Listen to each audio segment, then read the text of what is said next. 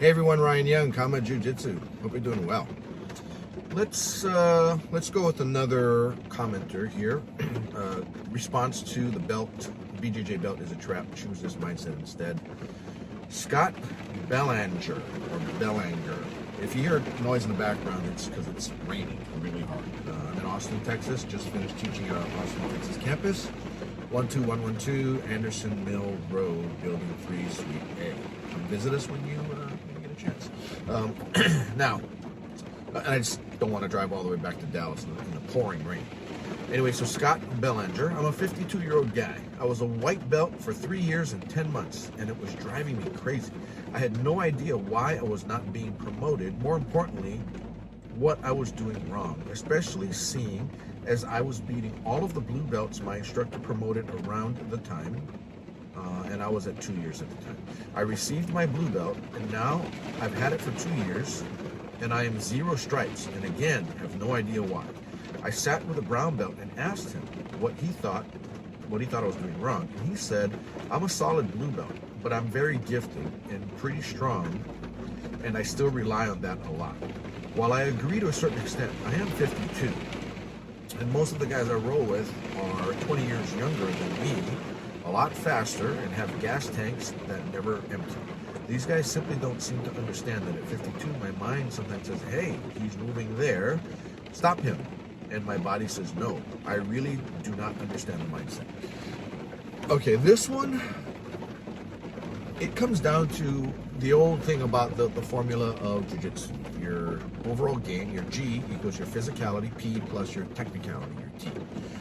So he's got a very high physicality.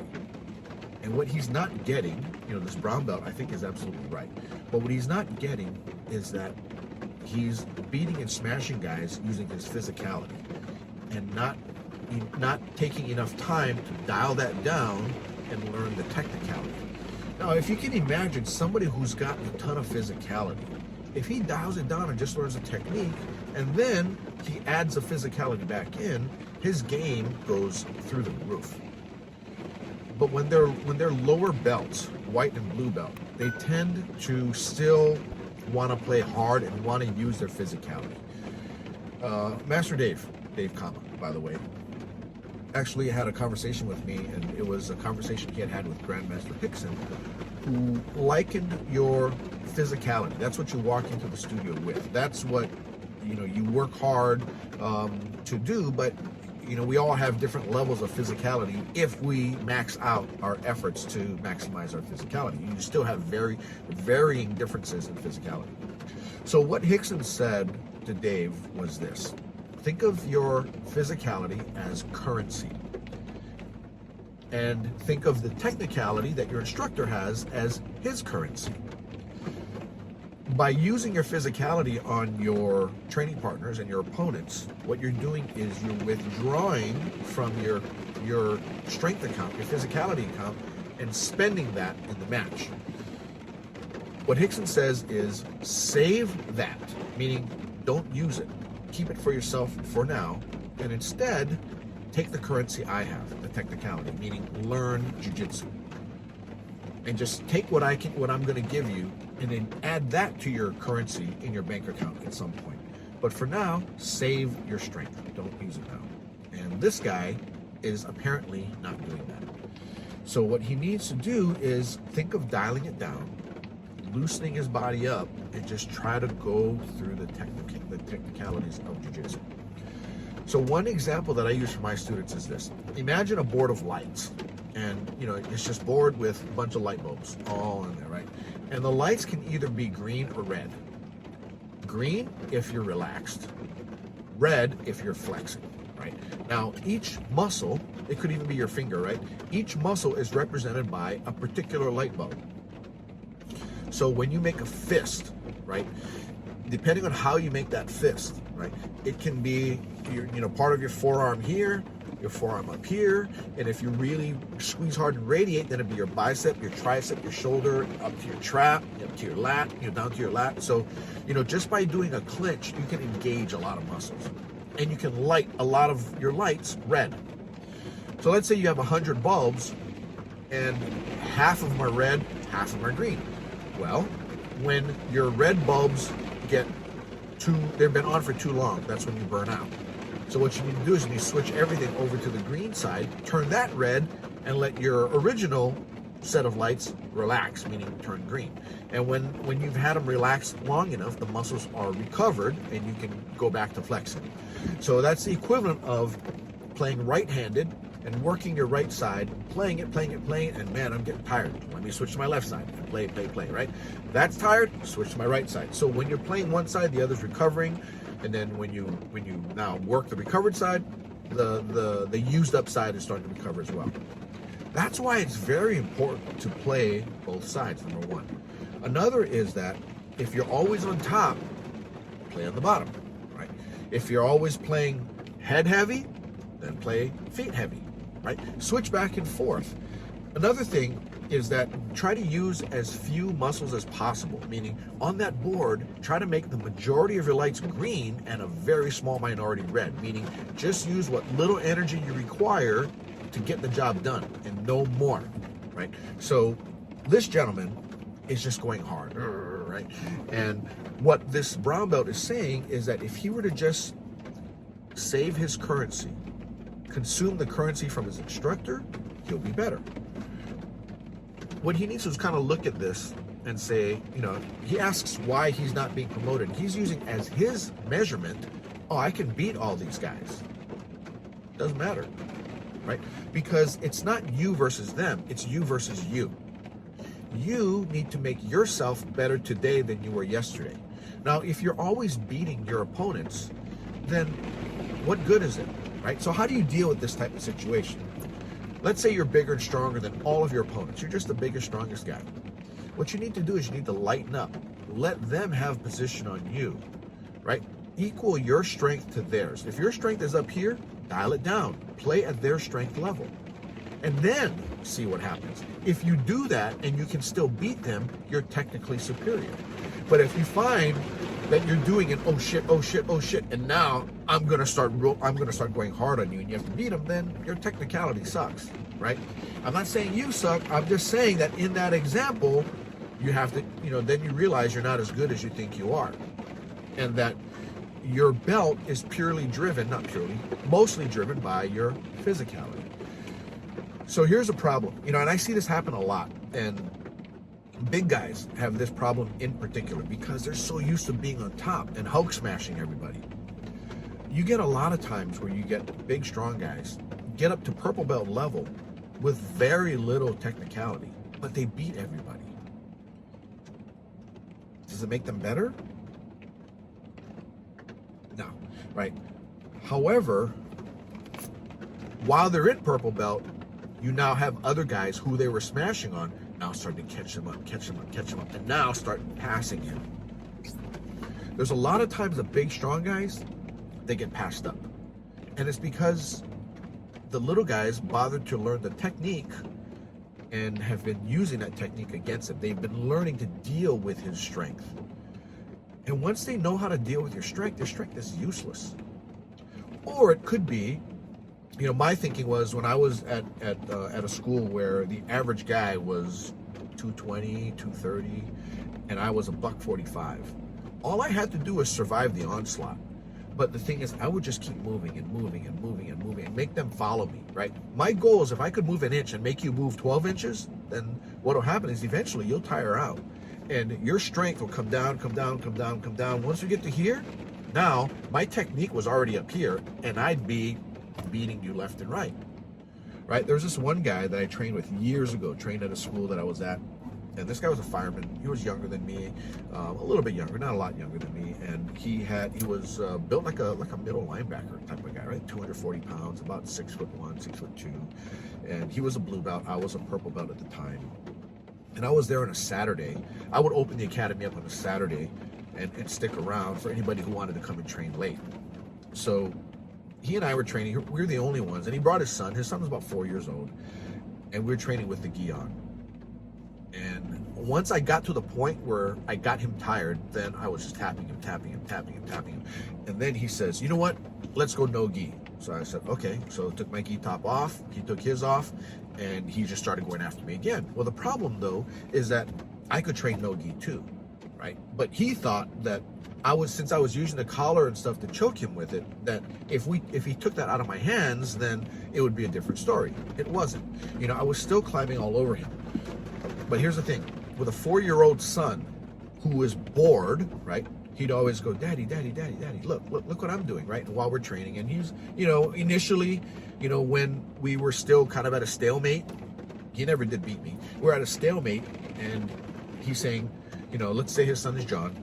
John, you know, I'm training right now, so I'll be right with you in a second, okay? Give Daddy a few minutes. All right, so he trained, and, you know, then it got, you know, kid will come again. Hey, Daddy, look at this, right? And, you know, John, I'm still training. Just hold on, you know, I'll be right with you.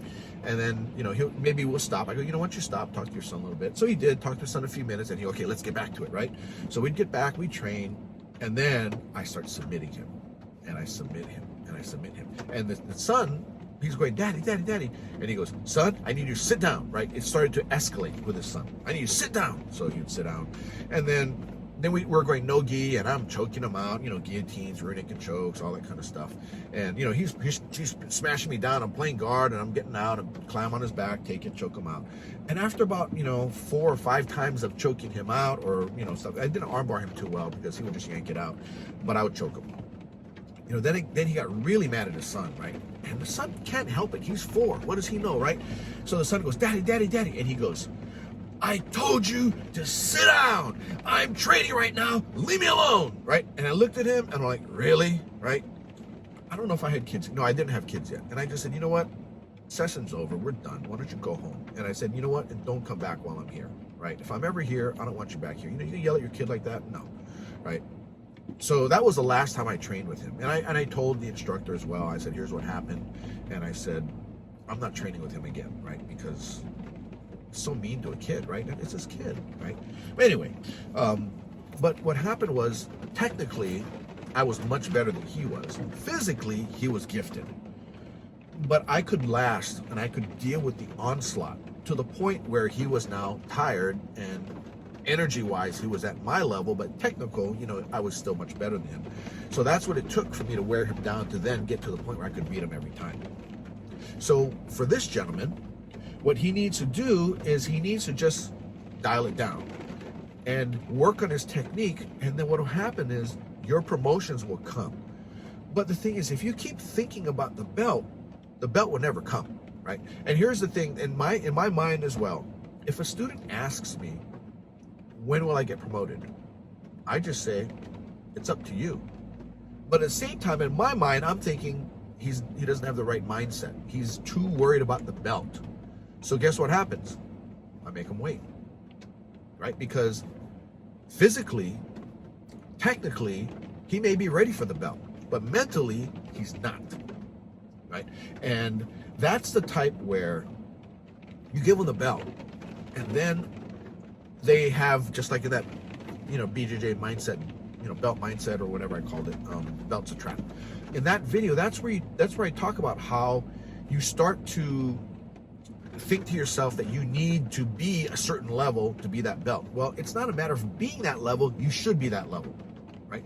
If you want to be strong in the mind, you have to have a strong mind. You cannot say, I want to have a strong mind, and then convince yourself you have a strong mind, because the minute something comes that could change your mind, you'll go right back to where you were. So you need to be built up. You need to have the mental, you need to have the physical, and the technical to be a certain level. And your instructor will give it to you when he sees you're fit. Evidently, he doesn't think you're fit. So here's the way to approach your instructor. If you're in that same situation that this contributor is, if you're thinking the same thing, you're wondering, why the hell am I not getting my belt? Just ask your instructor, hey, professor, if you say that, or coach, or John, whatever his name is. Hey, John, do me a favor. Yeah. What do I need to work on? You know, what would you know, if you were watching me, hopefully you are, right? What kind of stuff do I need to work on? And he will tell you. Right? If he tells you, just keep doing what you're doing, I don't know if that's really helpful. But sometimes, you know, if you're in a school with, you know, 350 students in there, he might do that because he doesn't know you. Right? Or he may say, you know what? I always see you playing on top, but I need you to start playing from your back more. There's your answer. Or it could be, I always see you playing side control. You always go side control to Kimura, right? On the far side arm, right? Stop doing that. Go from side control to knee and belly to mount and then choke from there, right? Or play guard more. It could be, but you need to ask, right? So then you can ask and see where your instructor thinks you're lacking and just fill that hole. And after you fill that hole, and let's say now you're comfortable playing on your back and you're choking people, you're sweeping them, you're arm barring them, and then you go to your coach, all right, coach, what do you think I should work on next, right? And he's gonna go, you know, last time I talked to you, I told you to work on playing guard. And I noticed that you've been playing guard a lot. Oh, you know what, by the way, come on over here. I got a new belt for you. Boom, done, right? That's how it happens. And that's the way you can answer your question as far as why you're not getting promoted without outright asking for a promotion. Because asking for a promotion outright is very bad form. It is, right? Just ask, what would you like me to work on now? What would you like me to work on now? But make sure when they tell you, do it. Don't ask the question and then a month later, you haven't changed a single thing. Because I can tell you, if a student asked me that and I said, didn't I tell you to work on your guard? Yeah. Have you been playing guard? No. So why are you bothering me again? Go back and play guard. And do it, right? You can't ask for advice or ask what to work on and not do it earnestly. By the way, when he was saying about how when you're older and your body is, you know, your mind is saying do something, your body's saying not, you know, I actually got a funny story. An MMA fighter that I know, a long time ago, we're at a party and he had fought somebody and this guy was just beating the snot out of him. And he was now on the older age range of that fight event, right? A lot more younger, you know, a lot younger, a lot faster, more powerful, bigger gas tank, all that kind of stuff. Anyway, what he said was, when this guy was trying to punch at my face, he says, my mind saw the punch coming and told my head to move. Well, it was like this.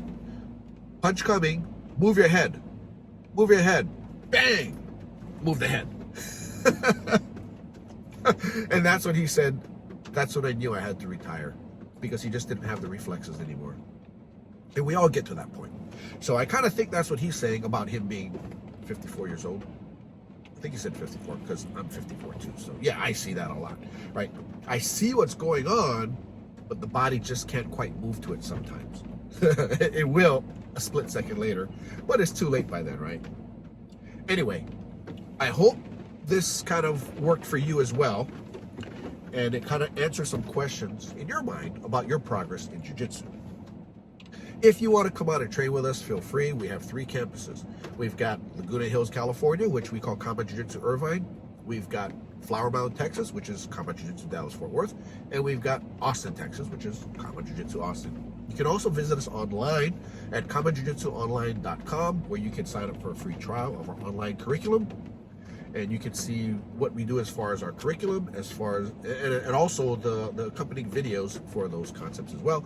That library is growing all the time. It's just a matter of me getting Master Dave in to do filming on it and just build up the curriculum on that. Anyway, that's all I got for you. Take care. Happy training. Bye now.